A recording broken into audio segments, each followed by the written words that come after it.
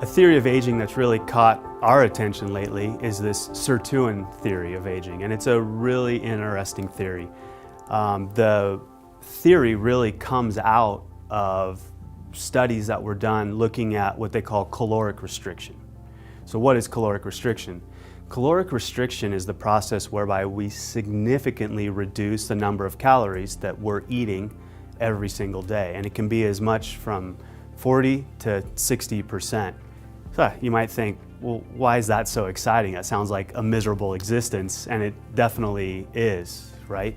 When you actually go in and look at the physiology of individuals who are undergoing caloric restriction, you actually see just a tremendous amounts of health benefits coming as a result. Healthy longevity, a healthy vascular system, helping us maintain cholesterol levels already in the normal range, and then a lot of cognitive functions. So our mood's a little bit better, we can think a little bit clearly once we've acclimated to caloric restriction. You do start to get some increases in energy as well. So if we're again talking about inputs versus outputs, or the physiology or the health benefits that are being experienced, these researchers wanted to go in and understand the molecular biology through these cell signaling pathways or communication networks during caloric restriction. So when they were doing that, they went in and they identified a family of proteins called the sirtuins.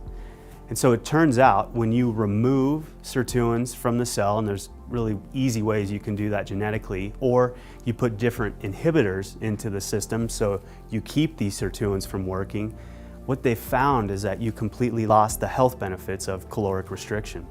So thus, sirtuins are absolutely required for the health benefits of caloric restriction. As this connection was made between caloric restriction and sirtuins, scientists wanted to figure out everything that they could about these sirtuin proteins. So what does it take for these sirtuins to work?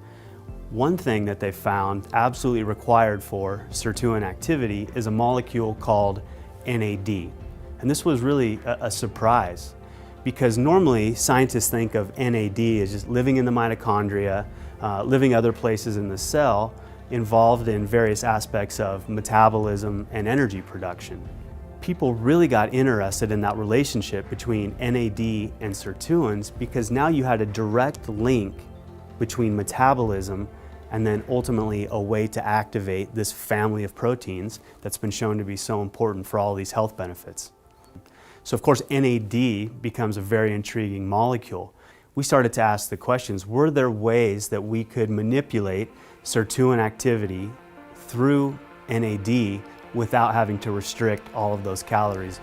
So we went to work, we formulated Protandim NAD synergizer specifically to target NAD and NAD dependent pathways with the ultimate goal of increasing sirtuin activity. So we performed our research studies with our strategic partners, and what we found is that 3 hours we saw a 46% increase in sirtuin activity. And then when we looked at 24 hours after giving Protandim NAD synergizer, we saw a 100% increase in activity.